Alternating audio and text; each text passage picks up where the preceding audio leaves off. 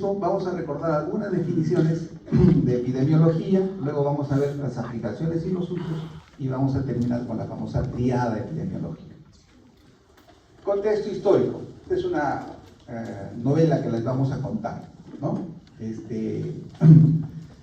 La epidemiología y los hechos que han afectado de manera masiva a la población son consustanciales al ser humano.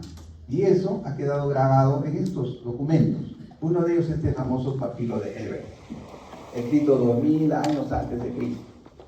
Y ahí se describe, dicen, no lo he leído, describen, dice, una enfermedad febril que ocurría en personas que vivían en los márgenes del río Nilo, ¿no?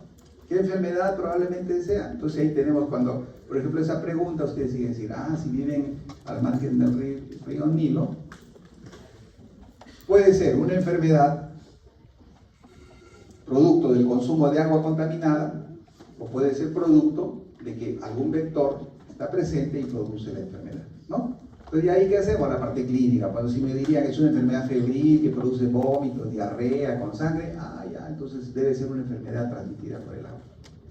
Pero si le dicen no es una enfermedad febril, que produce malestar general, entonces, y ahí estamos pensando de que pueden haber vectores, pueden ser varias enfermedades.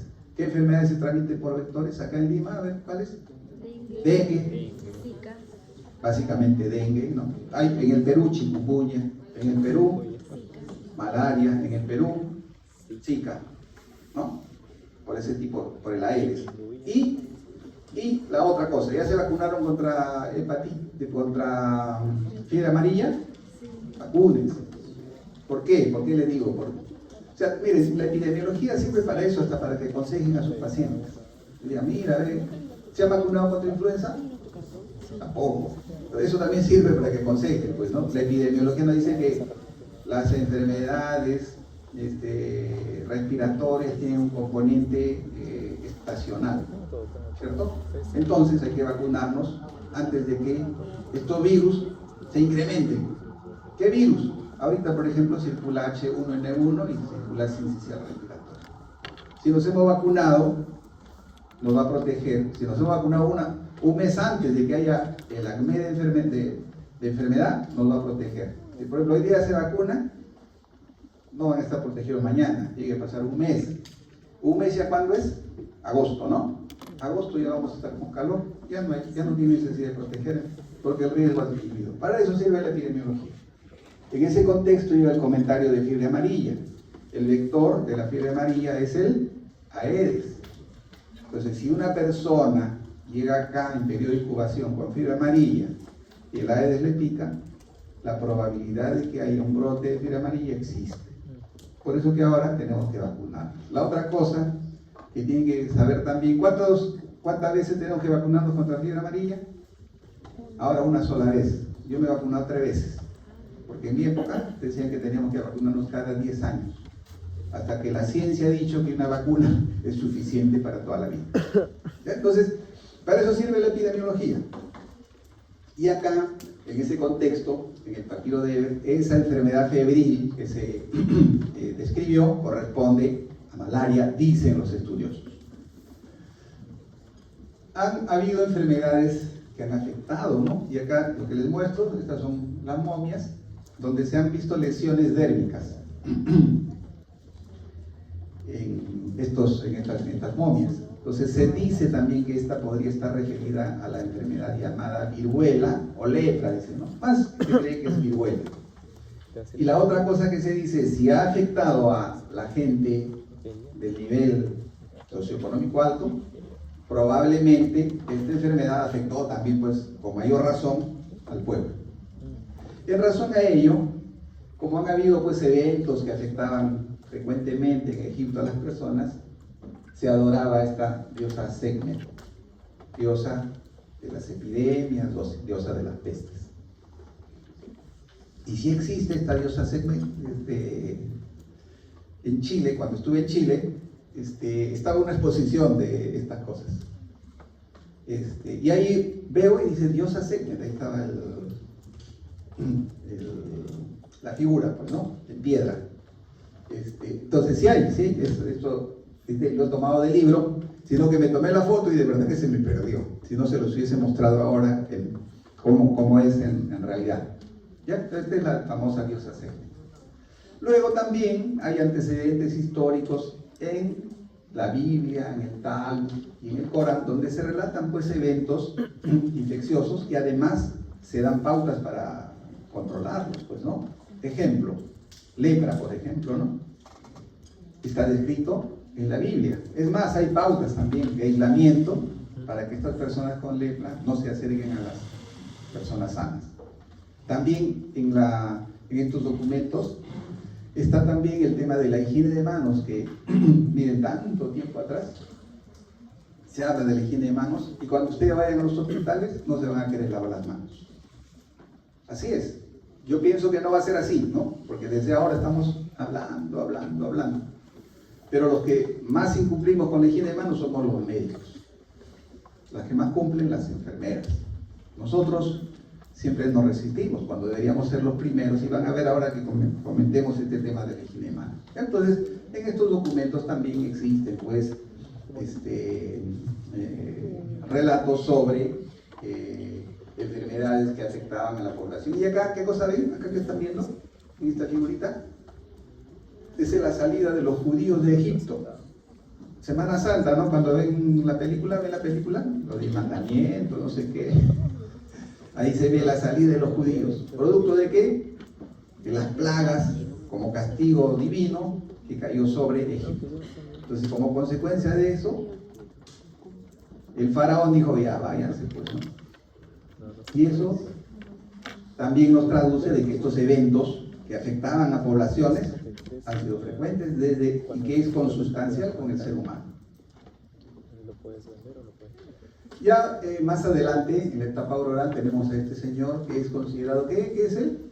Es nuestro padre, ¿no? Padre, y cuando se reciban van a jurar, van a hacer el juramento hipocrático, ¿no?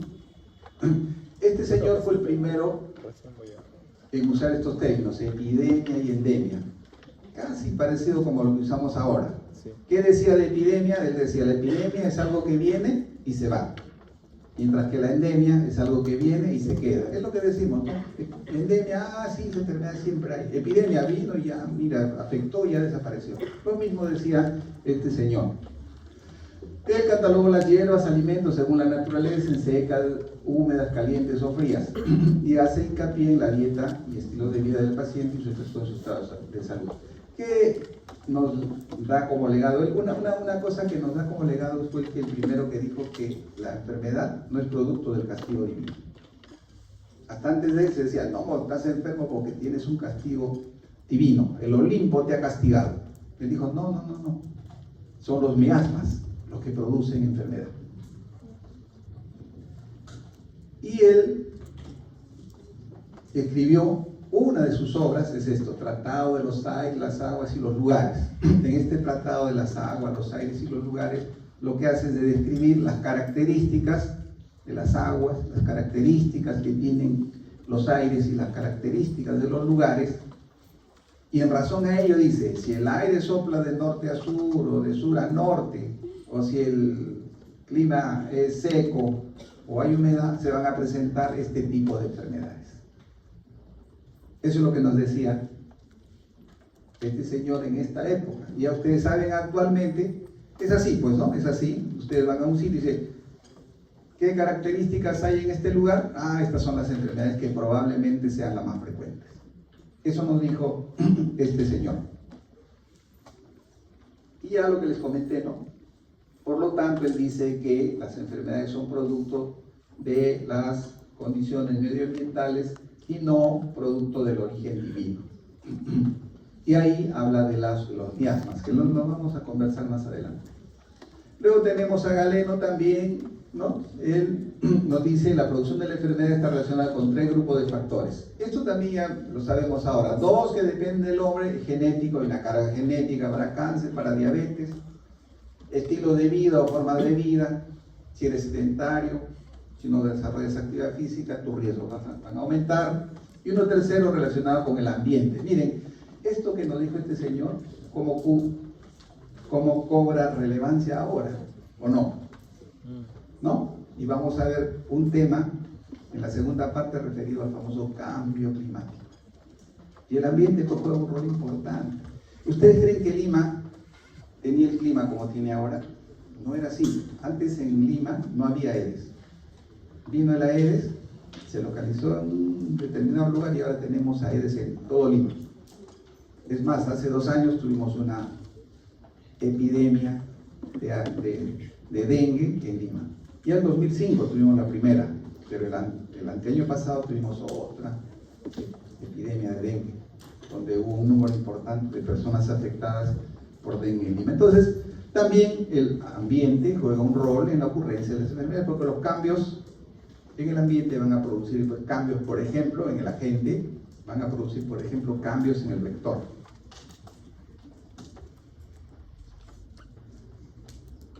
Luego tenemos acá, entre el siglo V y el siglo VI, la fiebre, ¿cómo se llamaba? La enfermedad justiniana, y estaba referida a la peste. Ya en ese momento, esta terrible plaga que azotó el mundo recibió el nombre de epidemia. Y esta terrible plaga fue la producida por lo que conocemos ahora como la Yersinia pestis, ¿no? Que produce la peste, pues, ¿no? La peste bubónica, la peste neumónica. En el siglo XI, esto no es siglo XI, van a poner el siglo XIV, ahí le ha faltado un 5, y Winslow, en un documento que él escribe, nos menciona que en el siglo XIV, durante la pandemia de peste bubónica en Europa, donde dice que morían 10.000 personas diarias, terrible, ¿no? 10.000 personas diarias, ahí se definió la doctrina del contagio. No es que Winslow le dijo la doctrina, sino él nos relata que ya en ese siglo XIV, donde se produjo la epidemia de peste, la peste negra, también peste bubónica, se definió la doctrina del contagio. Este señor Fracastoro, también lo que conocemos ahora con algunas cosas más y menos, definió que habían 3 modos de transmisión: el modo directo, el modo indirecto y a distancia. Eso también lo vamos a revisar más, eso se sabe, y eso tienen que conocer. Miren, en esta época, y este señor nos decía que había modo de transmisión directo, en enfermedades epidémicas, transmisión directa, indirecta y a distancia. Cardano dio lugar a la teoría del contagio vivum. Él decía, miren, hay algo que no sé qué es, pero que le vamos a llamar contagio viviente, que es el que produce la enfermedad. Eso decía este señor Cardano. Luego ya en el siglo XIV y el siglo XVII la Iglesia ejecutó acciones de orden sanitario y ahí se retrocedió un poco en el avance del conocimiento de la ocurrencia de las enfermedades.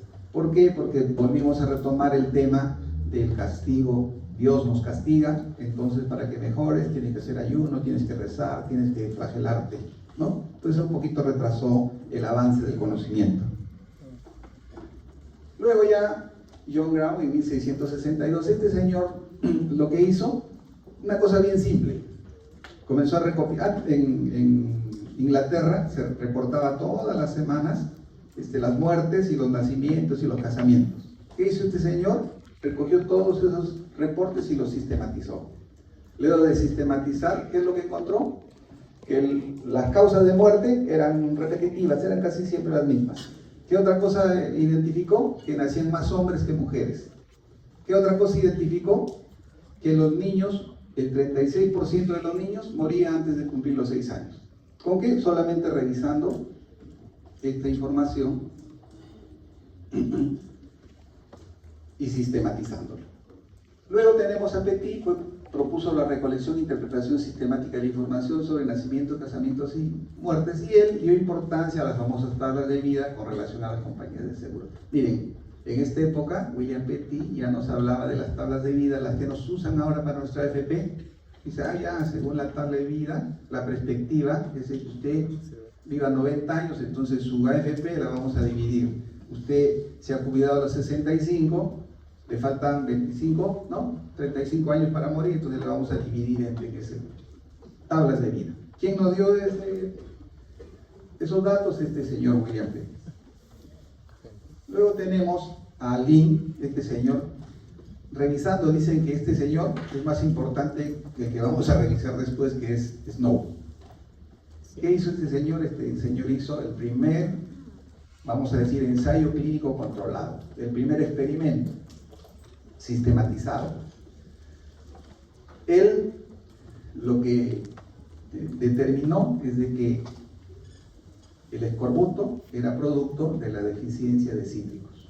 ¿Y cómo lo demostró? Seleccionó a 12 personas, las dividió en grupos de 2, a uno les dio vinagre, a otro les dio agua de mar, al otro le dio su naranjita con su limón, a otra le dio el elixir de vitriolo.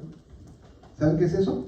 Dice que es ácido sulfúrico diluido, eso también les dio. Y luego de que 6, 7 días, vio de que los que se recuperaron rápidamente fueron los que recibieron naranja y limones.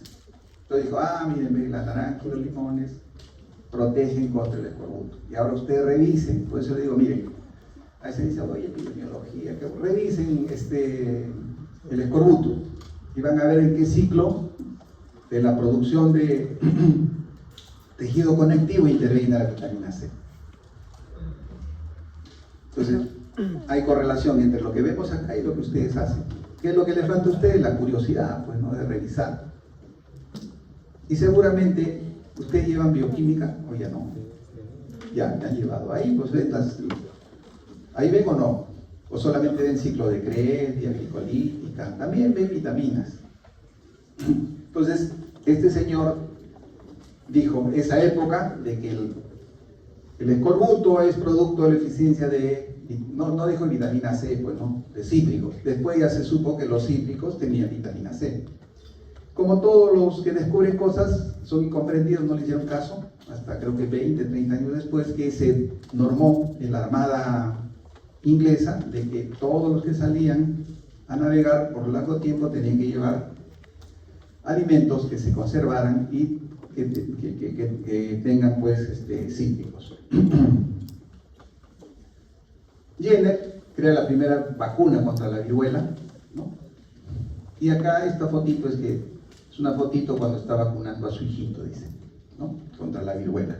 Y acá dice 1980, no es que en 1980 estuvo este señor, ¿no? Sino este señor en 1796 crea la primera vacuna. Miren, 1796 crea la vacuna, y en el año 1980 se erradica la viruela del mundo. Por eso que ustedes no tienen vacuna contra la viruela.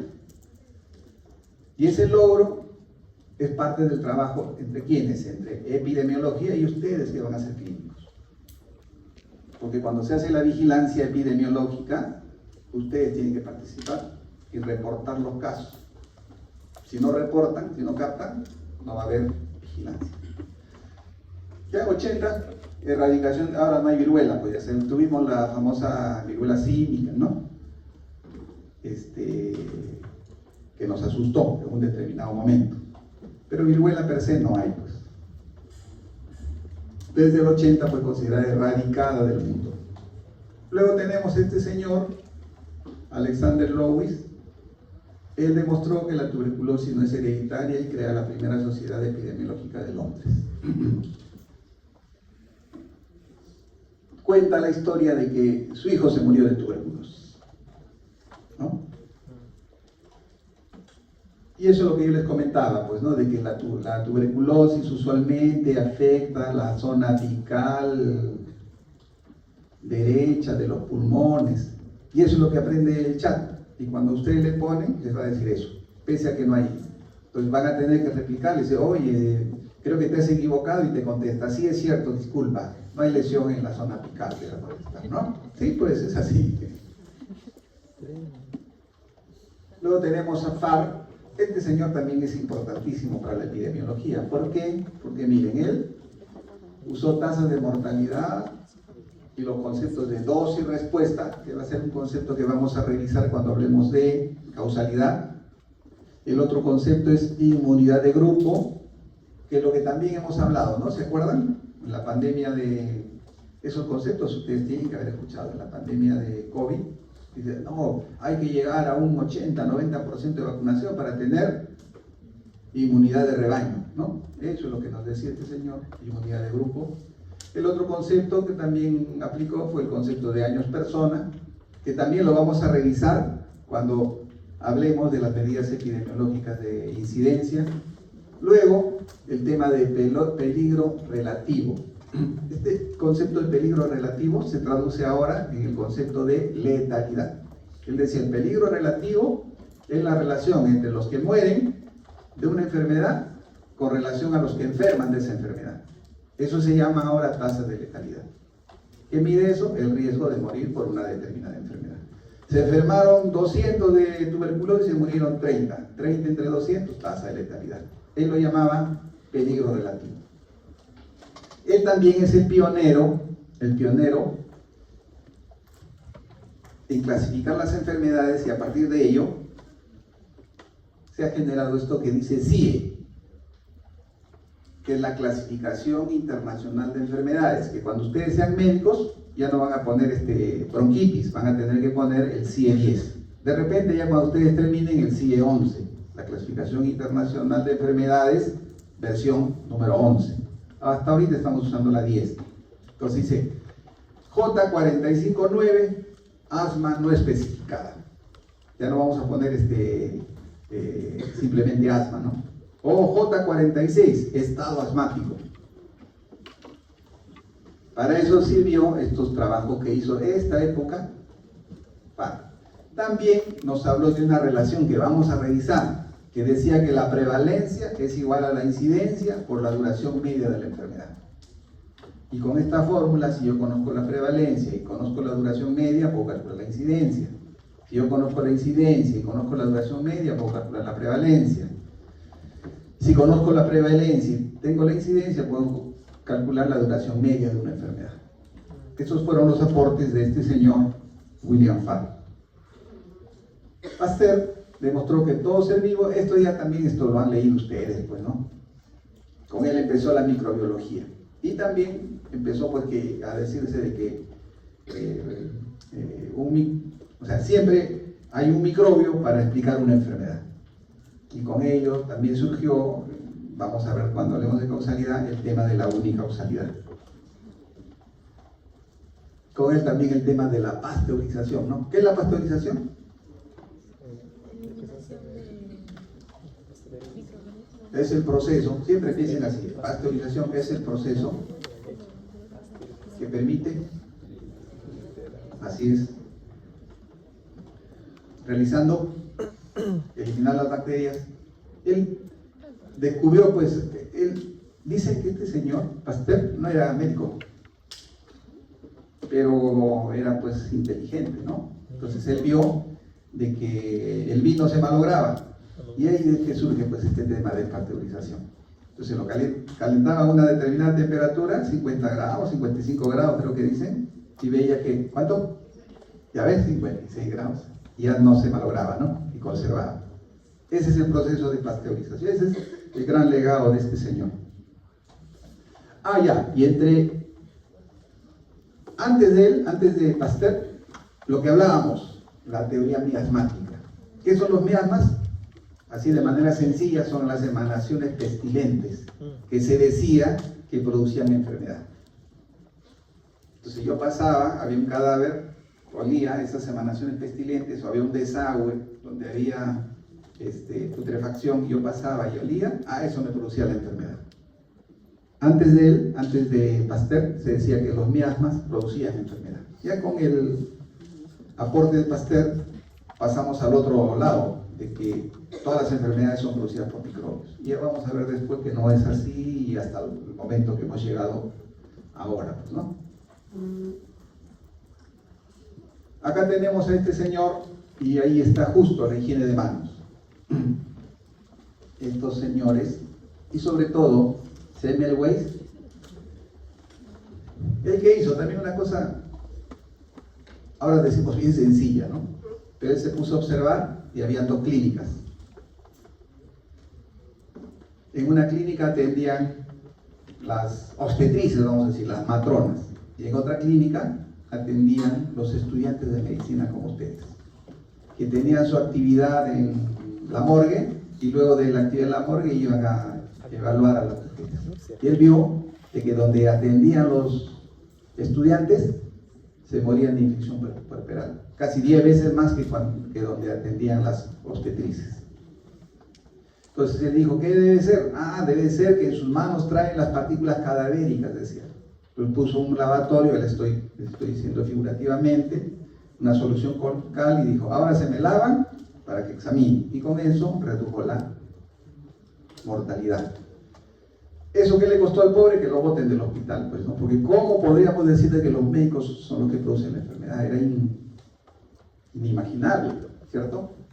Lo sacaron después de años también le reconocieron. Y ese legado es el que tenemos ahora y que es el que ustedes deben, pues, desde ahora procurar aplicar. Deberían haber aplicado cuando hicieron anatomía, por ejemplo, higiene de manos, y en todo momento, ¿no? La higiene de manos clínica tenemos que hacer nosotros, no la higiene de manos social, que también lo vamos a revisar cuando hablemos de epidemiología, epidemiología hospitalaria. Luego tenemos a Panum, que es otro señor que están simplemente observar en la isla de Feroe. ¿Han escuchado? Feroe o Feroe. Tiene equipo de fútbol ahora. Sí, es que antes no tenía. Todos le meten de 5 para arriba, obviamente. Es una isla que los que habitan solo viven de la pesca. Entonces, eso favoreció para que Panum haga pues su estudio. Vino el sarampión y él comenzó a ver. Comenzó a analizar y decía, mire, ya los que tuvieron ya no han tenido sarampión. Entonces dijo, ahí produce inmunidad. Luego, en los que tuvieron sarampión, comenzó a analizar cuánto tiempo después de que estuvieron en contacto desarrollaron sarampión. Y gracias a él sabemos cuál es el periodo de incubación del sarampión. Cuáles son las características del sarampión en esa isla pequeñita. Y este señor, que le rendimos pleitesía desde el punto de vista epidemiológico, porque es considerado el padre de la epidemiología, es John Snow. Y él lo que hizo fue describirnos el modo de transmisión del cólera. Ahí está, miren, esa es la bomba de Broad Street. Y ahí está el que les está hablando. Pues cuando ustedes tengan la oportunidad, vayan. Les cuento, todos van seguramente a Louvre, ¿no? Todos van seguramente a la Sagrada Familia, pero nadie va a ver. Y da pena, ustedes van, nadie, todos pasan. Ahí está la famosa bomba de Broad Street. Obviamente la réplica, ¿no? En septiembre dicen de que hay una ceremonia, ¿no? Una ceremonia para rendirle homenaje a este señor que fue el creador del método epidemiológico y además fue el primero que aplicó una medida de prevención para evitar que la epidemia continúe. Y este es el señor, ¿no? En la calle de Broad Street, en el barrio de, ya me he olvidado, el barrio de, ahí está, ahí se desarrolló, ahí había esa bomba que les hemos mostrado, y ahí sufrió una contaminación y las personas que consumían esa agua desarrollaron la enfermedad de cólera. Y él tuvo el mérito de aplicar el método epidemiológico para descubrir que el agua, miren, él decía, el agua es la causa del cólera. 30 años después, recién se conoció de que, ¿quién produce cólera? El coro, el Vibrio cólera, el Vibrio cólera. 30 años después, Roberto Koch dijo, no, este es el Vibrio cólera. El señor ya estaba muerto, ¿no? Él dijo el agua, pero miren, evitó que se produzca siga produciéndose brote. Ahí también fue todo un problema, ¿no? Porque no es tan fácil, ya la historia cuenta, sí, dijo que hay que cerrar el caño. Imagínense que acá diga, vamos a cortarles el agua. ¿Qué dirían ustedes? ¿Dónde estamos? No, ¿cómo no? Igual fue allá, pues. Hasta que logró que cierren, retiren la famosa bomba de Broad Street. También, ya les he dicho, es el padre de la epidemiología moderna, ¿no? es también considerado el creador del método epidemiológico, por eso es el padre de la epidemiología, porque ha creado el método epidemiológico, y también es el pionero de la epidemiología social. ¿Por qué?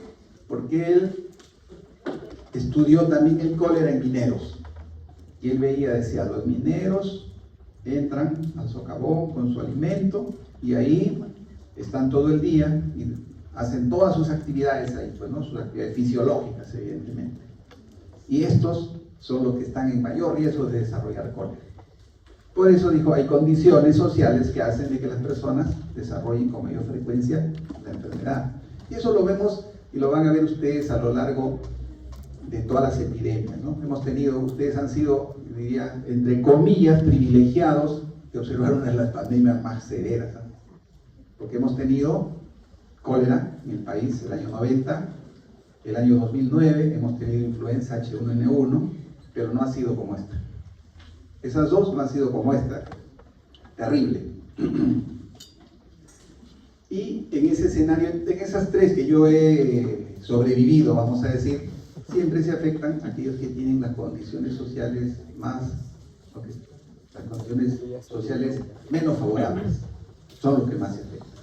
Y eso ya lo decía este señor en el año 1848, 1854. Ya, el barrio se llama Soho y la calle se llama Broad Street. Ahí es donde se desarrolló, ¿no? Acá está la calle de Broad Street, ahí estaba la bomba. ¿Y qué es lo que vio? De que los que estaban alrededor de la bomba son los que se morían de cólera. Entonces dijo, ¿qué es lo común? Esta es la bomba. Entonces es la bomba. Y después obviamente hizo otras investigaciones, pues, ¿no? Vio, por ejemplo, que personas que no consumían, había una cervecería, y los de la cervecería tomaban solamente el agua del lugar donde se producía la cerveza y ellos no enfermaban, por ejemplo. Entonces, mira, ve. Y luego hizo otro. Ahí está, esta es la bomba de Broad Street, que es el dispensario de la muerte. Iban y recogían el agua para morirse, pues, ¿no? Y ahí está la bomba y la muerte. Y otra cosa que ayudó a que defina de que el agua era la que producía la enfermedad es esto que se llama experimento natural. Este es un experimento natural. En Londres había dos compañías que surtían de agua. Esta de acá, la Southwark y la Lambert. ¿Qué observó? De que los que consumían, o la fuente de agua era esta, tenían mayor riesgo de morir, a diferencia de la compañía Lambert, que tenía menos riesgo de morir. Esto tienen que analizar también ustedes, que me parece que es una lectura que tienen que revisar. Y tienen que analizar esta información, de dónde sale, cómo sale. ¿Y qué es lo que identificó él? De que esta compañía Lambert, coincidentemente, había cambiado de lugar para llenar sus camiones con el agua del río Támesis. Y las aguas arriba del río Támesis serán menos contaminadas que las aguas que están en la parte inferior. Y eso ya lo había dicho Farr también en un estudio. Entonces, esto se constituyó en un experimento natural. Entonces dijo él, no, el agua contaminada es la que produce la enfermedad. Entonces, miren, analizando información tan simple, este señor llegó a la conclusión de que el agua es la causa del cólera. Luego, ya aparecieron otras enfermedades, donde el microbio no estaba inmerso. Y siempre hay pues pioneros, ¿no? Este señor, por ejemplo, Goldberger, él estudió la enfermedad llamada pelagra, ¿no? La pelagra. ¿Por qué se produce la pelagra? Deficiencia de la vitamina. Ya, pues, tarea. ¿Y esta es la enfermedad de qué? De las 4D, dice, ¿no? O de las 3D, creo que son. Diarrea, demencia, y la tercera D es defunción, si el médico no lo trata oportunamente, ¿no? Entonces revisen. Entonces es una oportunidad, por eso les digo, epidemiología no está aislado de lo que ustedes van a hacer. Luego, o sea, este señor también, cuando apareció esta enfermedad del Agra, todos decían, no, es un microbio. Él dijo, no. Él se inyectó incluso la sangre de los enfermos y no desarrolló la enfermedad. Él vio de que las personas que atendían a estos con pelagra no se enfermaban. Entonces, no, dijo, este no es enfermedad infecciosa. Ya en el año 70, este señor McMahon nos habla de la red causal y nos habla de los famosos factores de riesgo. ¿Qué es lo que ahora hablamos, no? Factores, van a ver ustedes en sus trabajos, algunos van a decir, ¿cuáles son los factores de riesgo relacionados con anemia? Va a ser su trabajo. Entonces ese va a ser un enfoque que va a sustentarse en la teoría de las cajas negras. Entonces la teoría de las cajas negras se correlaciona con este tema de los factores de riesgo o con la red causal planteada por Brian McMahon.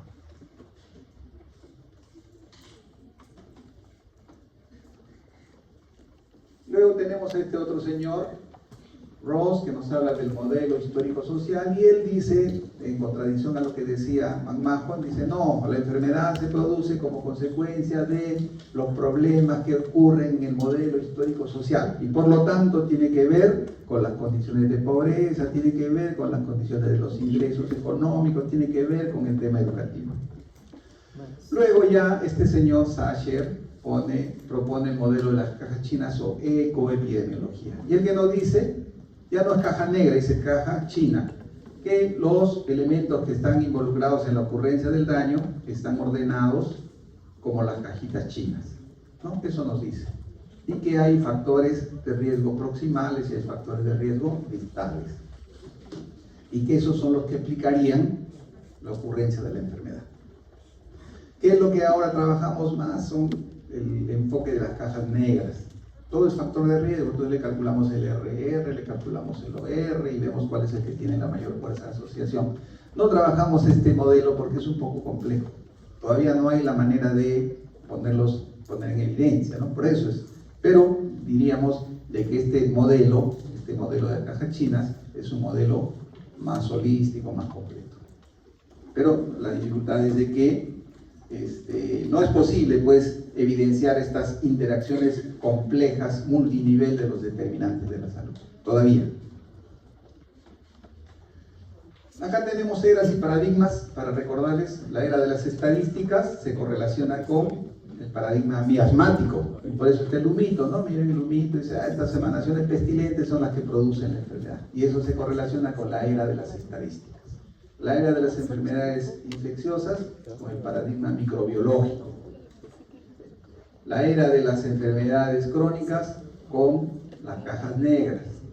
Y la era de la ecoepidemiología con el paradigma ecoepidemiológico.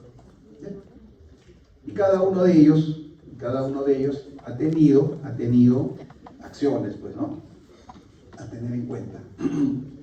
¿Cuáles son los paradigmas futuros? Estos de acá, molecular, el paradigma molecular, el paradigma de los sistemas. Esos van a ser los paradigmas futuros, ¿no? Todo ya va a ser, ahora lo que ustedes están revisando, la famosa medicina personalizada, por ejemplo, ¿no? O la identificación de algunos elementos moleculares que están involucrados en la ocurrencia de una determinada enfermedad. Y de los sistemas, esto está referido, por ejemplo, al tema de la Big Data, al análisis de la Big Data, seguramente uso de la inteligencia artificial, proyectar la ocurrencia de las enfermedades o en predecir la ocurrencia de las enfermedades. Es todo un mundo que se va a ir abriendo a futuro. Bien, ahora vamos a hablar de las definiciones de epidemiología. Hay 20. No les pido, miren, esto por ejemplo les digo, no se preocupen, no les voy a preguntar para que no se martiricen queriendo aprender las definiciones de epidemiología, no se preocupen. Pero sí sepan que estudia la epidemiología, ¿no? Para que cuando alguien les pregunte, ¿qué es la epidemiología? Le contesten, pues, ¿no? Porque a veces llegan a la casa y el papá dice, ¿qué has hecho hoy día? ¿Por qué has llegado tan tarde? No, que estaba en epidemiología. ¿Y qué es la epidemiología? Y no le pueden contestar, ¿no?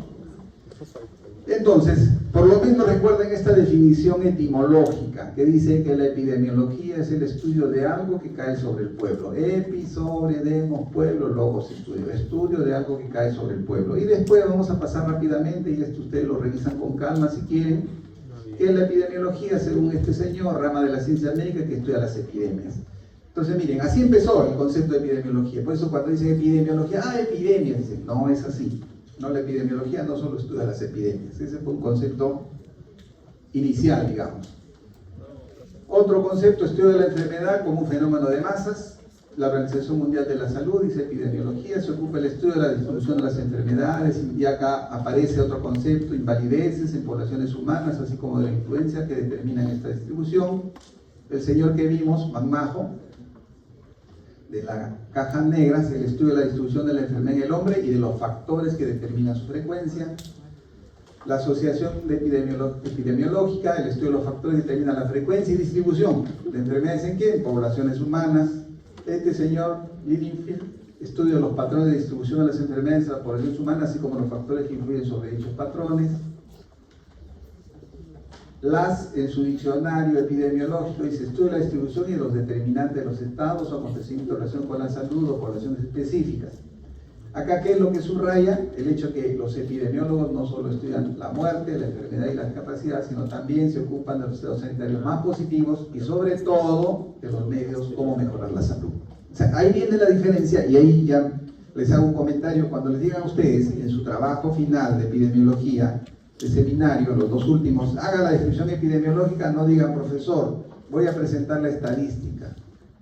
El epidemiólogo no cuenta muertos, enfermos, discapacitados, eso lo hace la estadística. La epidemiología lo que hace es analizar esa información, y si es una información descriptiva, lo que hace es generar hipótesis para luego ser comprobadas. Y la otra cosa adicional que tiene la epidemiología es que plantea acciones de prevención, acciones de control, dependiendo del escenario en el cual se analiza la enfermedad. El del libro que les hemos recomendado, estudio de la distribución y los determinantes de los estados o fenómenos relacionados con la salud en poblaciones específicas y aplicación de este estudio al control de los procesos sanitarios. Esa es la diferencia de este señor del otro libro, Gordis, estudio de cómo la enfermedad se distribuye en las poblaciones y los factores que influyen en esta distribución. Y ya este diccionario, en el diccionario epidemiológico, dice el estudio de la ocurrencia y distribución de eventos, estados y procesos relacionados con la salud en poblaciones específicas. Ocurrencia, estudio de la ocurrencia, es decir, la causa. Y van a ver ustedes que uno de los elementos fundamentales del estudio de la epidemiología es la identificación de las causas de las enfermedades. Nos habla también de la distribución de eventos, estados y procesos. Ya no nos dice epidemias, no nos dice enfermedades, ¿no? Nos dice eventos, estados y procesos relacionados con la salud. ¿En quiénes? En poblaciones específicas. ¿Por qué? Porque, por ejemplo, les hemos pedido en el último seminario que estudien o que hagan el trabajo en relación a ¿qué? A violencia en la mujer. Esa no es una enfermedad, ¿cierto? Por eso que ahora se habla de eventos, estados y procesos. Entonces será un evento, pues, o será un estado, ¿no? Pero no es una enfermedad. Y la otra cosa que tiene esta definición es que además nos permite, este conocimiento, nos permite aplicar medidas para controlar los problemas de salud relevantes.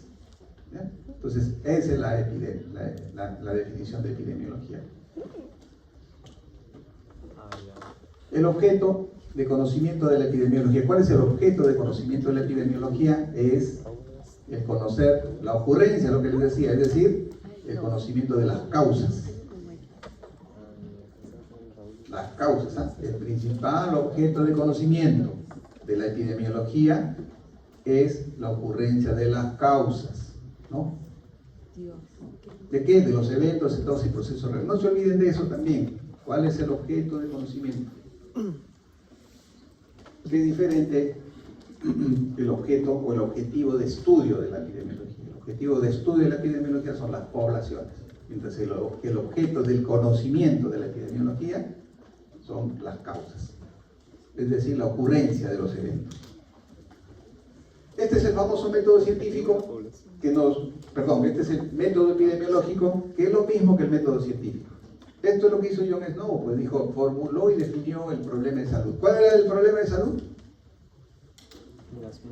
La muerte por cólera, ¿no? Se mueren por cólera, ese es el problema. Luego hizo la descripción de los elementos del problema. ¿Vimos alguna descripción ahí, en lo que yo les he mostrado hasta el momento? Sí, dos les he mostrado. Una que es ese mapita, que está describiendo, dice, mira, están alrededor. Y la otra, el cuadrito, ¿cierto? Hizo descripción. Luego formuló la hipótesis, dijo, es el agua el que produce la enfermedad, ¿no? Todos estos mis estudios dicen de que es el agua. ¿Y cuál qué agua? De la bomba de Broad Street. Y luego, ¿qué hizo? Cierren el caño, dijo. Y con eso comprobó la hipótesis. Porque, ¿qué hubiese ocurrido si cerraba el caño y no bajaban los casos? Hubiese tenido que refutar su hipótesis y volver a evaluar sus resultados y luego nuevamente formular la hipótesis. Entonces el método epidemiológico no es nada más que el método científico aplicado a los eventos epidemiológicos. Y eso es lo que hizo este señor John Snow. Bien, vamos a hablar de algunas aplicaciones, usos. Las aplicaciones etiológica, clínica y administrativa. La etiológica fundamentalmente está referida a la comprensión de la historia natural, ¿no? Y evaluar estados de riesgos individuales. Historia natural, ya esto les pongo como ejemplo y sigue como ejemplo del año pasado porque es algo que han vivido ustedes, que ha sido el famoso COVID. Y gracias al COVID les traigo este ejemplo como en esta aplicación la epidemiología juega un rol. Les dije conocimiento de la historia natural. Y ahí les pongo una serie de elementos que están escritos donde hablamos y esto lo podemos llevar al periodo prepatogénico y al periodo patogénico. Ahora entiendan de manera abstracta estos conceptos, ¿ya? Porque en la próxima clase vamos a hablar de historia natural y van a entender periodo prepatogénico, patogénico, aunque ustedes tienen ya conocimientos previos, porque ustedes han hecho Salud Pública 1 y les han enseñado historia natural de la enfermedad, ¿o no? Sí. Sino que nosotros vamos a enfocar desde la perspectiva epidemiológica y le vamos a dar esa utilidad en la parte clínica que a ustedes tanto les gusta. Y ahí está, ¿ves? ¿No? Este periodo prepatogénico, la mayoría respecto al periodo de incubación, oscila entre 1 y 4 y generalmente se sitúa en torno a 5 días. Eso corresponde al periodo patogénico, por ejemplo, ¿no? Luego, los síntomas, periodo patogénico. Luego, aproximadamente el 20% tiene manifestaciones más graves que requieren ingreso hospitalario. Esto es periodo patogénico. Entonces, para eso nos sirve esta aplicación. Y esto, pronóstico, ¿qué pasa con los que tenían COVID y fueron ingresados a una unidad de cuidados intensivos? ¿Cuál fue la sobrevida, la probabilidad de sobrevida? Esto han hecho también ustedes, ¿han hecho Kaplan-Meier o no? Sí, tienen que haber hecho. ¿O no han hecho en estadística? No, Kaplan-Meier. Esta gráfica lo que nos dice es, acá tenemos el tiempo que han estado en la unidad de cuidados intensivos y qué pasa con aquellos que ingresaron y cuál es la sobrevida a los 28 días. Y acá es la probabilidad de sobrevida. Entonces, a los 28 días, el 50% sobrevive. Dicho de otra manera, el 50% se muere, ¿no? Dicho de otra manera. Y estas barritas de acá, que están punteaditas, ese es el famoso intervalo de confianza. Entonces, cuando ustedes quieren ver sobrevida, por ejemplo, lo que tienen que usar son las tablas de Kaplan-Meier. Y esta gráfica, todas son así. Van a encontrar acá, en la vertical, sobrevida, remisión, y acá el tiempo. Y cada, por ejemplo, ustedes ponen 7 días y ponen una línea así y otra acá. Y, es 72% de sobrevida a los 7 días. A los 14 días, ya 55% de sobrevida. Eso es lo que nos dice la famosa gráfica de Kaplan-Meier. Luego tenemos la aplicación clínica, permite ayudar a completar el cuadro clínico, identifica grupos de alto riesgo. Y ahí también, nuevamente, miren, dice la aplicación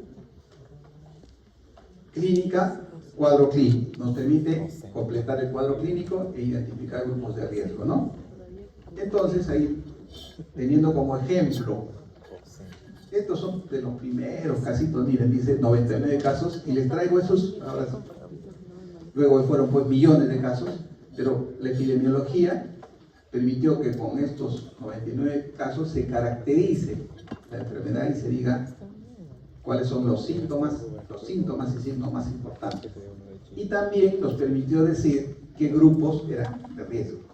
Los extremos de la vida, el que tenía diabetes, el obeso, el hipertenso, etcétera, etcétera. Para eso sirve la epidemiología.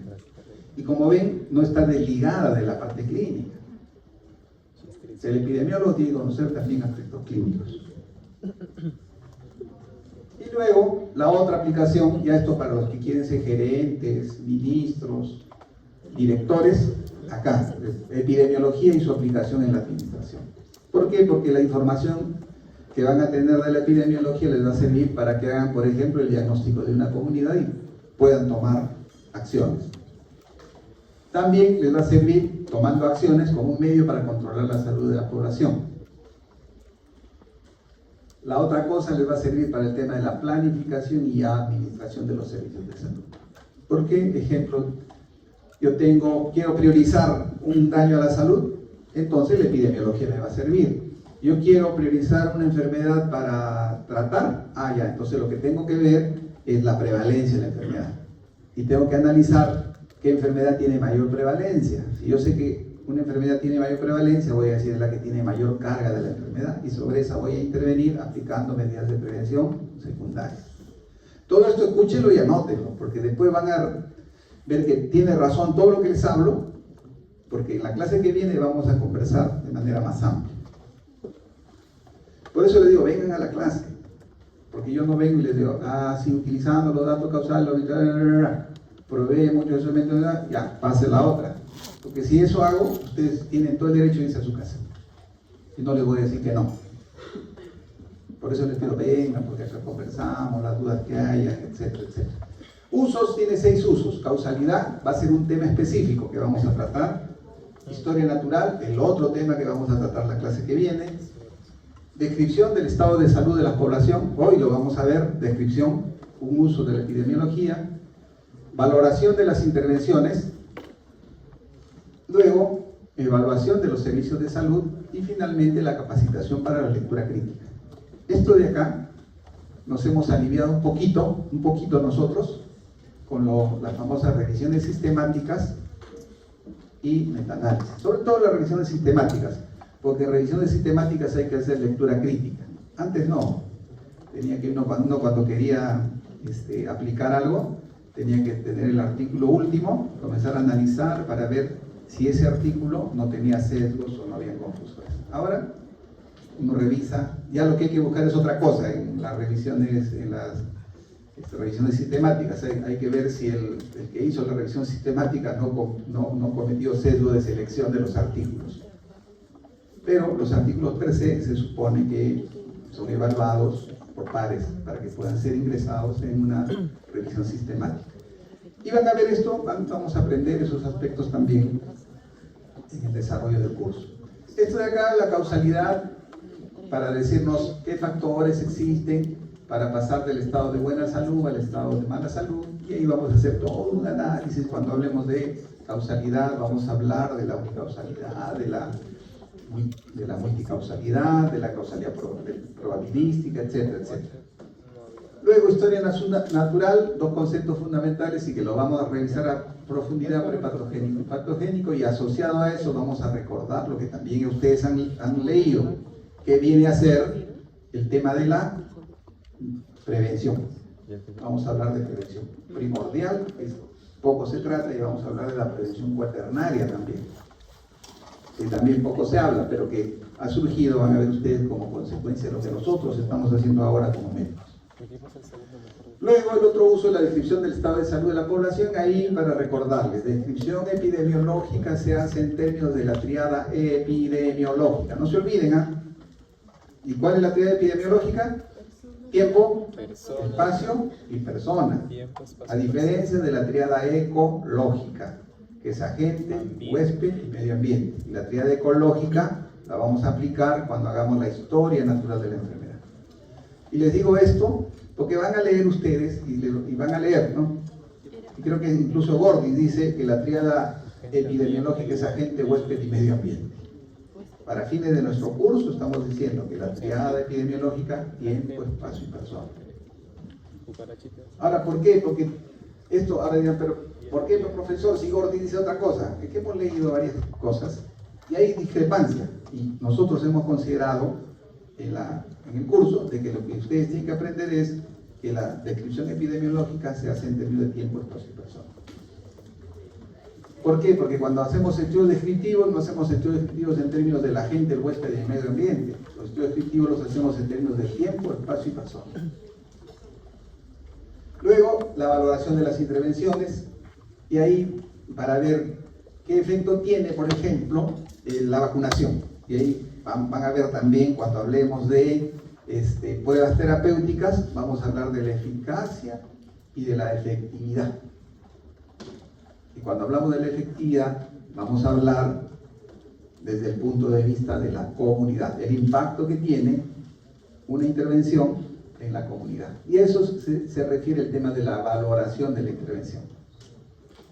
Y cuando hablamos desde el nivel de la investigación, fase 3, por ejemplo, vamos a hablar de la eficacia, y ahí van a aprender ustedes otras medidas epidemiológicas como el famoso NNT, el RRR, el RAR, y que tiene aplicación en lo que van a hacer. No les vamos a molestar con fórmulas de fórmulas, sino que eso tiene una aplicación práctica en lo que ustedes van a desarrollar como futuros médicos.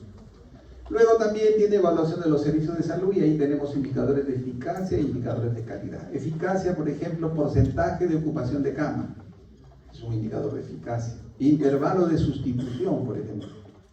¿Cuánto tiempo demora para que una cama en el hospital se ocupe luego de que un paciente fue dado de alta? Eso se llama intervalo de sustitución. Y dentro de los indicadores de calidad tenemos la tasa de infecciones asociadas a la atención de salud, la tasa de las CIAS y la tasa de mortalidad. Este es el otro uso que está referido a la lectura crítica de la literatura médica. Entonces, cuando ustedes tienen un artículo como este, tienen que, ¿qué es lo que se hace en la revisión de sistemática? Se hace esto de acá, que están viendo. Lectura crítica del artículo. Entonces, cuando ustedes hacen la lectura crítica de este artículo original, primero lo que tenemos que ver, qué valor tiene este estudio. Y para eso tenemos que analizar dos cosas: la calidad del dato y la calidad del estudio per se. ¿Qué es lo que ustedes deben de tener en cuenta ahora que desarrollan su proyecto? Calidad del dato, vamos a ver la validez del dato, la exactitud y precisión y la confiabilidad del dato. ¿Cómo logramos eso? Vamos a lograr haciendo una buena definición operacional de la variable. Entonces, si ustedes en su proyecto de investigación hacen una buena definición operacional de la variable, van a tener una buena calidad del dato y por lo tanto va a tener estas características. Y luego vamos a ver la calidad del estudio, y la calidad del estudio está referida a la validez, y la validez tiene que ver con los sesgos. Y cuando ustedes aplican criterios de inclusión a exclusión, van a estar controlando el sesgo o los confusores. La validez tiene que ver con los sesgos y con los confusores. Ahí. Vamos a revisar después todos los tipos de sesgos. Y luego el tema de la precisión, que está referido al tamaño de la muestra. Ustedes ya han revisado, sí, seguramente, ¿verdad?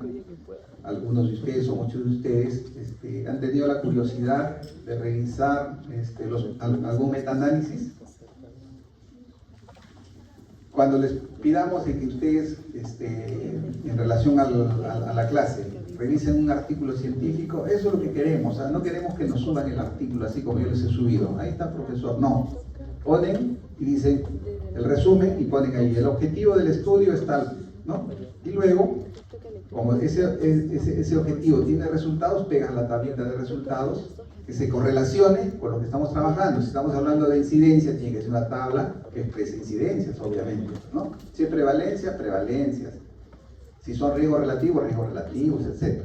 Entonces aquí viene el comentario de la precisión y el tema de los metaanálisis, para que no se olviden nunca de que cuanto más grande es el tamaño de la muestra, mejor es la precisión. Y ustedes, ¿cómo van a comprobar? Vean los metaanálisis y van a ver que los intervalos de confianza para cada estudio son bien amplios. Cuando se juntan todos los resultados, el intervalo de confianza se reduce. Entonces, para eso les comentaba. Entonces, la precisión, ¿cómo mejoramos la precisión? Aumentando el tamaño de la muestra. ¿Cómo mejoramos la validez del estudio? Controlando los sesgos y confusores. Eso, por ejemplo, tienen que saber, eso no deben olvidarse.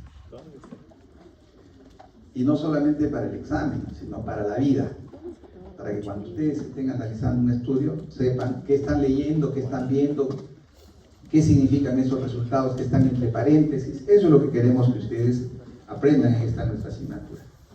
Acá hemos querido relacionar, porque siempre preguntan, profesor, ¿y cómo se correlacionan las aplicaciones con los usos? Y acá les hemos puesto así. La aplicación etiológica tiene que ver con el uso de la causalidad, historia natural.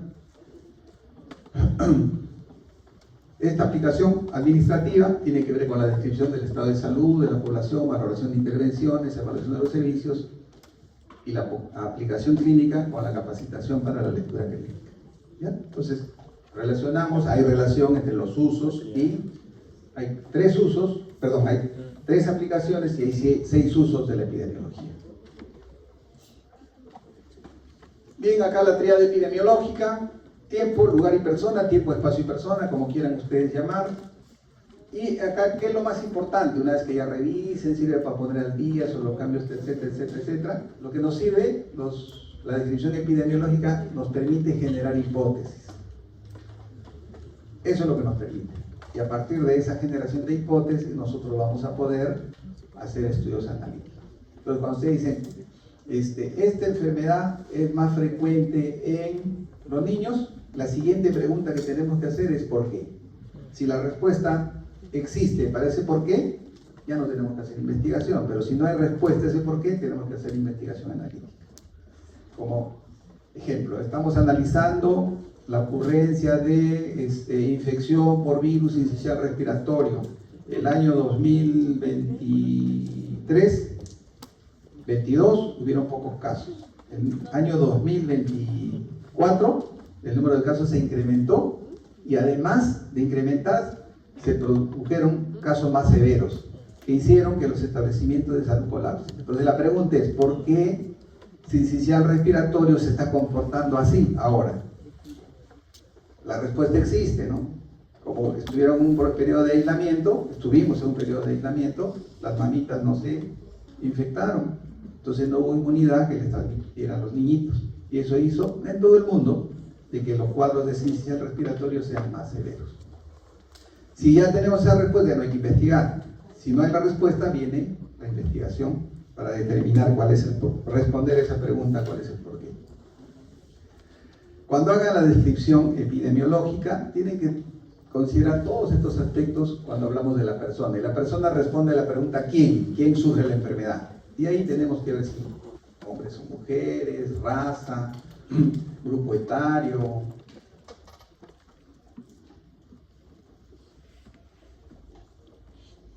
religión, todos los aspectos referidos, por ejemplo, a las actividades o a las circunstancias bajo los que ellos viven: pobreza, ingresos económicos elevados, contaminación ambiental, cambio climático. Todos esos factores tenemos que ver cuando hablamos de la persona. Lugar donde ocurre, si es en una calle, en un barrio, en un distrito, o en una comunidad, o en un departamento, en una región o en el país. A eso se refiere el lugar. ¿Dónde? Tiempo puede ser minutos, puede ser horas, puede ser días, puede ser semanas, puede ser años. ¿De qué va a depender? De que escojamos como tiempo una de esas, una de esas unidades de tiempo del tipo de enfermedad, ¿no? Por ejemplo, dice, Ha ocurrido, al hospital llegaron, por ejemplo, unos niños que supuestamente se habían intoxicado por ingerir etanol. Si yo quiero hacer la descripción en términos de tiempo, ¿qué unidad utilizaría de tiempo? ¿Minutos, horas, días, semanas o años? ¿O meses o años? Entonces ahí, por eso les decía, lo que ustedes van a aprender en la parte clínica tiene que ver con eso. Entonces, ya dice, esta enfermedad de intoxicación por etanol ocurre rápidamente, luego de haber ingerido, no voy a poner meses, pues, ¿no? Tendré que poner como horas, por decirlo. O, hubo una intoxicación por órganos fosforados. Ya, tengo que usar como unidad de tiempo para hacer la descripción epidemiológica, horas, porque son enfermedades que se presentan en poco tiempo. De eso depende, del tipo de enfermedad, depende. Si es cáncer, no va a escribir pues en horas, ¿no? Ni semanas, seguramente serán en años para hacer la descripción epidemiológica. Si es COVID, en días, pues, ¿no? En días tendré que hacer la descripción epidemiológica, o en semanas epidemiológicas. Y luego ya combinamos las variables tiempo-espacio, ya dijimos endemia. Recuerden esto, endemia es la ocurrencia usual de casos. Siempre hay casos. Ya, eso es endemia, pues, ¿no? Es endémico, es una enfermedad endémica. Epidemia es la ocurrencia inusual de casos, Y ahí viene el concepto, pues dice, si ocurre un caso de poliomielitis en el país, ¿será o no será epidemia? ¿Qué creen ustedes? ¿País? No, endemia. Epidemia, pues, ¿no? ¿Por qué? Porque es la ocurrencia inusual de casos. Pues entonces la pregunta tenemos que hacernos es la siguiente. ¿Hay poliomielitis en el Perú? No, no hay. ¿Le apareció un caso? Eso es una epidemia. Por eso no les digo no les estoy diciendo epidemia, son 10 casos o más, o si hay 1000 casos, es epidemia. Yo les puedo decir, hay 500 casos de infección respiratoria aguda, ¿será o no será epidemia? Depende, pero dirán ustedes, pues no. Como es una enfermedad endémica, voy a tener que ver cómo se comporta. De repente 1000 casos o 5000 casos para tal fecha no es epidemia. De ahí que no hay un número mágico para decir que es epidemia. O sea, no se sorprenda, hay 1000, entonces es una epidemia. No, vamos a ver. O un caso, no importa, eso no es epidemia. No. Por eso les reitero, el concepto de epidemia es la ocurrencia inusual de casos. Un caso puede representar una epidemia. Pandemia, ya la epidemia extendida a todas las regiones de la Tierra. Acá tenemos la 7ª pandemia, tenemos la pandemia de H1N1 y tenemos COVID. Todas esas las he pasado. Cuando yo terminaba la residencia, yo soy pediatra, me fui a Chimbote. Justamente estaba en el último mes de mi residencia y dijeron, ¿quién quiere ir a Chimbote? Y yo voy, dije. Y nos fuimos a Chimbote con el hospital de campaña. ¿Por qué? Porque dije, nunca más voy a ver una epidemia o una pandemia. Esa fue mi idea, ¿no? Dije, no, tengo que experimentar. Y miren, ya voy pasando la 3ª pandemia. Y ustedes han empezado con la primera y van a venir más. ¿Por qué? Por varios factores. Uno, el cambio climático. Otro es que estamos invadiendo nosotros el hábitat natural de ciertos animalitos que producen enfermedades zoonóticas. Como esta, pues, ¿no? Esta que hemos tenido es una enfermedad zoonótica.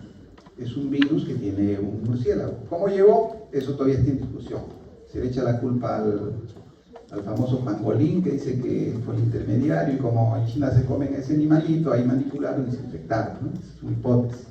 La otra es de que estaban experimentando y se escapó el virus, es otra hipótesis. En realidad no se sabe todavía, hasta donde yo he leído, no se sabe todavía qué es lo que ocurrió. Pero así es. El otro concepto, el de tendencias seculares, está referida al comportamiento de las enfermedades por largos periodos, generalmente décadas. ¿Y eso para qué sirve? Para analizar y decir qué eventos han ocurrido como consecuencia del tiempo, ¿no? Y qué ha condicionado de que aumente o disminuya la enfermedad. Y acá lo que les estamos mostrando son los fenómenos del niño leve y del fenómeno del niño moderado. Y vamos viendo que cuando hay fenómenos del niño entre leve y moderado, y la peste bubónica, se producen incrementos. Y eso tiene una explicación, porque a veces el fenómeno del niño viene con sequía. ¿Cómo se transmite la peste? Eso se han hecho, ustedes han hecho microbiología. ¿Cómo se llama la bacteria que produce? ¿Cómo se llama? Yersinia pestis, que es transmitida por la rata, ¿no? La rata. Entonces, ¿qué es lo que ocurre cuando suceden estos fenómenos del niño y hay sequía? No hay comida en el campo, entonces la rata se va a la casa. Y ahí es donde ocurren los brotes. Esa es la explicación. Ahora, para matar a las ratas hay que tener todo un arte, ¿no? Porque primero hay que hacer de que las ratas se impregnen de un insecticida para que las pulgas se mueran. Pues cuando ustedes matan una rata, las pulgas saltan. Una rata muerta, las pulgas se diseminan. Entonces, si uno quiere eliminar en una casa, primero hay que matar a las pulgas.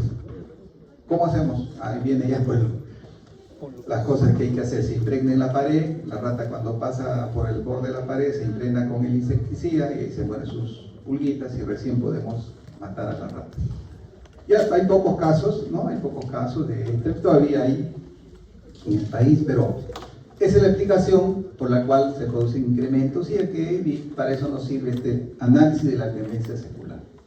Luego tenemos las variaciones estacionales, que se refiere a ¿qué? A la ocurrencia de enfermedades como producto del cambio del clima, pues, ¿no? Entonces, ahora, ¿qué enfermedad es la más frecuente?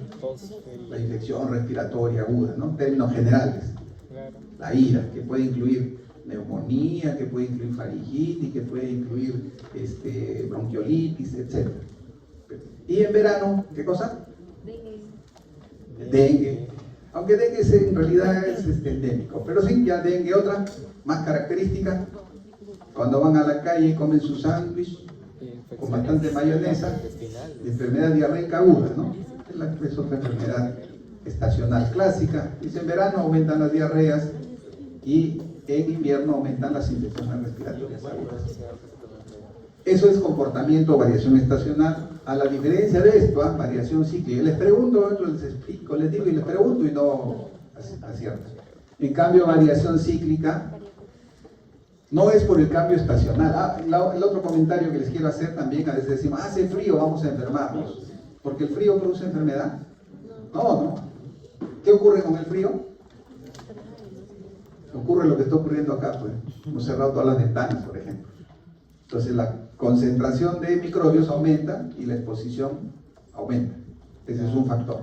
El otro factor también se dice de que el frío produce disminución de movimiento ciliar, que también es otro factor que podría explicar. Pero el frío per se no produce, pues no produce la enfermedad.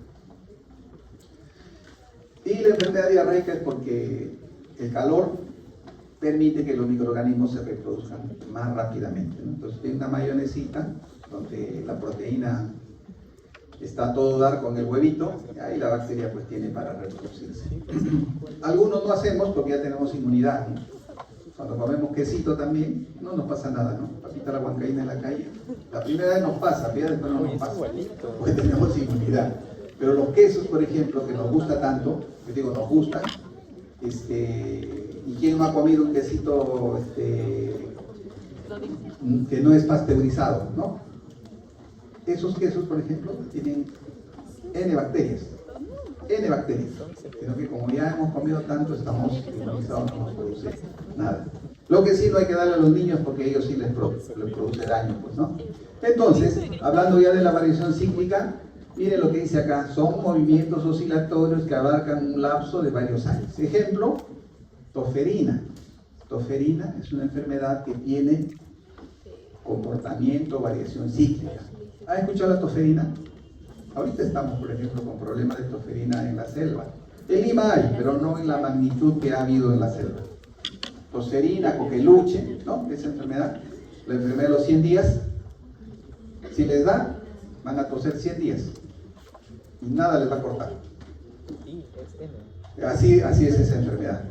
Y en Lima hay, ¿no? En mi hospital hemos detectado desde el año pasado y en la última semana de diciembre tuvimos 2 casos y hemos tenido, ¿no? Casitos esporádicos, hasta ahora tenemos 9 casos. También produce muerte. Ha habido un casito que es una forma severa y que se murió pues, en un hospital. Entonces tampoco es una enfermedad que no y los que se ven más afectados son los pequeñitos. ¿Quiénes contagian? Nosotros los contagiamos a los pequeñitos. Esa es una enfermedad que tiene comportamiento cíclico. ¿Por qué? Porque tiene que ver con la inmunidad, no con el cambio del clima. Tiene que ver con la inmunidad. Entonces, ¿qué ocurre? Esa es la otra cosa también. Cuando vayan a los hospitales, no crean, yo ya estoy vacunado. Tosferina, da a los vacunados también. Da a los que hicieron enfermedad, también les vuelve a dar. Ese es el problema de esta enfermedad, que por eso es un poco complicado de controlar, ¿no? Cuando hay incremento de casos en los hospitales, por ejemplo, en mi hospital en algún momento hubo un incremento importante, casi 2 salas llenas, se tuvo que vacunar a los trabajadores. Porque hay vacuna para nosotros, a los adultos también. Y hay que vacunarse si hay esa eventualidad. ¿Ya? Entonces, en la otra enfermedad, y como dice acá, es producto del cambio en el estado inmunitario. Lo que les comentaba, se vacuna, pero las personas que se vacunan no todas hacen inmunidad, ¿cierto? No todos. Entonces se van acumulando los susceptibles. Hay un colchoncito de susceptibles, entra un enfermo y produce el brote. Así ocurre en tosferina, y también la otra enfermedad que tiene ese comportamiento es sarampión. Solo que ahora no ocurre eso, ¿por qué? Porque los sistemas de vigilancia, y nuevamente digo, ahí ustedes van a jugar un rol importante detectando el caso. Detectan el caso y se implementan todas las medidas para evitar que se propague. Hemos tenido sarampión. 2 niños que vinieron de Estados Unidos, no se habían vacunado, hicieron sarampión acá, y les comento, un interno, porque estos niños fueron a una clínica, se atendieron, claro, el interno no estaba vacunado, el interno no usó mascarilla, hizo enfermedad el interno, y después un personal no médico también, de la clínica donde fue. Entonces, ¿qué ocurre? Bueno, sarampión es más o menos, ¿no? Pero hay casos dramáticos como peste neumónica, que se murió un interno, ¿no? Por empeñoso se murió. No solo por empeñoso, sino por no usar las medidas de prevención. Entonces, tengan cuidado, ¿ya? Y esas son las dos enfermedades que tienen variación cíclica: sarampión y tosferina. ¿Producto de qué? De los cambios o modificaciones en el estado inmunitario. Ya está. Ahora vamos a ver acá. Dice, tendencia de casos confirmados de influenza, COVID-19 y otros virus respiratorios. Ya esto está facilita. El gráfico representa la descripción del daño en términos de qué variable. Entonces, cuando ustedes les preguntan eso, inmediatamente tienen que decir, variables, tiempo, espacio, persona. ¿Y listo? Fácil, ¿no? ¿En qué? Tiempo, ¿no? Semanas epidemiológicas. Y ya nos están diciendo virus respiratorio, influenza, etcétera, los diferentes virus. ¿A qué semana? La semana 28. Ahorita estamos en la semana epidemiológica 31. Esto, el gráfico representa la descripción del daño en términos de qué variable. Joven, digan, están aprendiendo. Ahí vamos a preguntar a Mezzanine, ¿no? Persona tiempo. Vamos a preguntar allá, para que no se duerman, ya estamos casi acabando. Adolescente, joven, adulto y... A ver, ¿tú qué nos dices?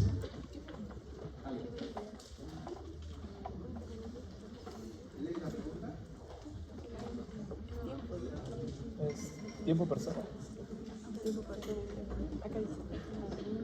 Claro. O sea, si ponen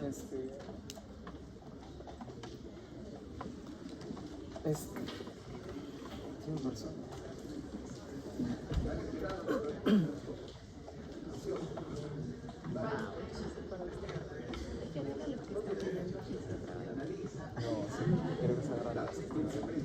No, no creo, porque siempre se sigue salud. ¿Cuáles son? Pero ustedes también están duraderos. Sí, literal.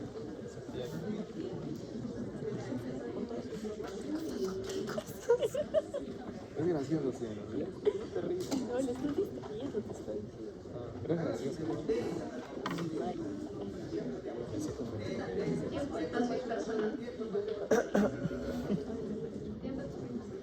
Ya, y acá la descripción está en términos. Entonces ya tienen, acá ya viene la aplicación de lo que hemos hecho. Pues analizamos y a ver, ¿tiempo será? ¿Espacio será? ¿Persona será? ¿Qué será?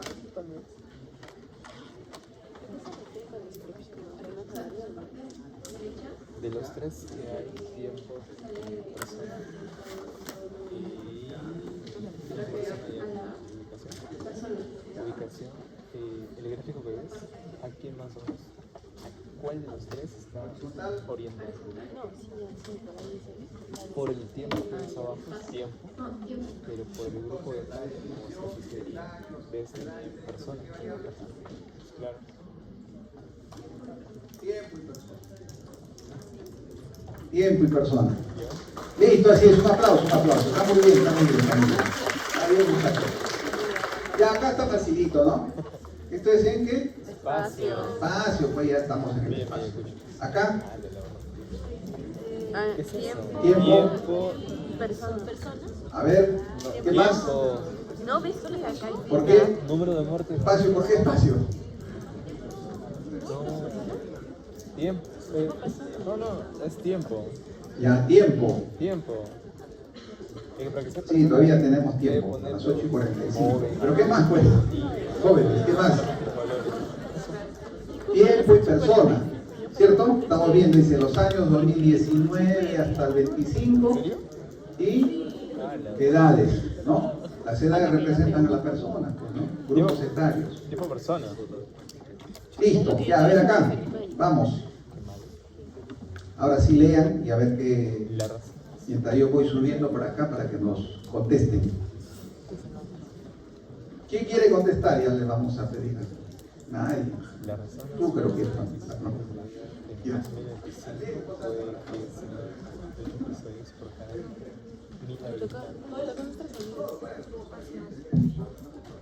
La razón nacional de episodios de EDA en el 2025 fue 19.088 episodios por cada 1.000 habitantes.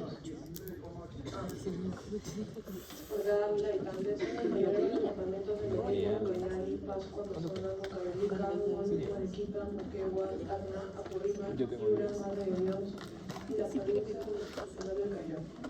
Lo anterior representa la descripción del daño interno de la ¿Manzanas variable. técnicas? ¿Manzanas técnicas?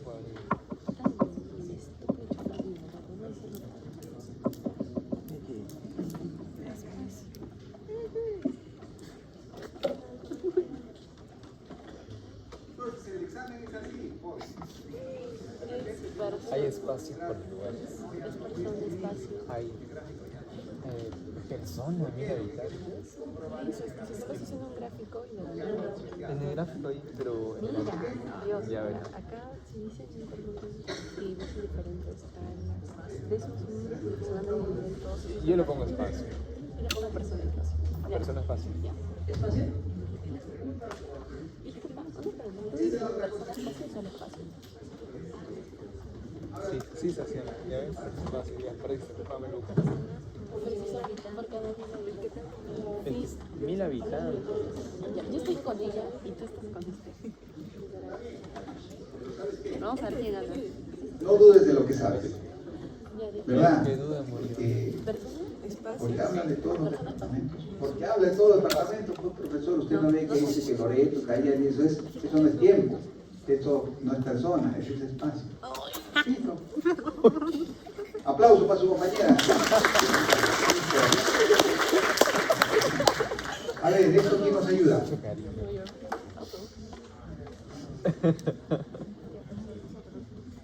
¿Cuál? ¿Ese? Ese sí es La tasa de incidencia. Hay jóvenes, adultos. Todo esto, miren, Personas. de verdad no me lo he inventado. Esto lo he sacado del boletín epidemiológico, que esto es lo que ocurre, de verdad.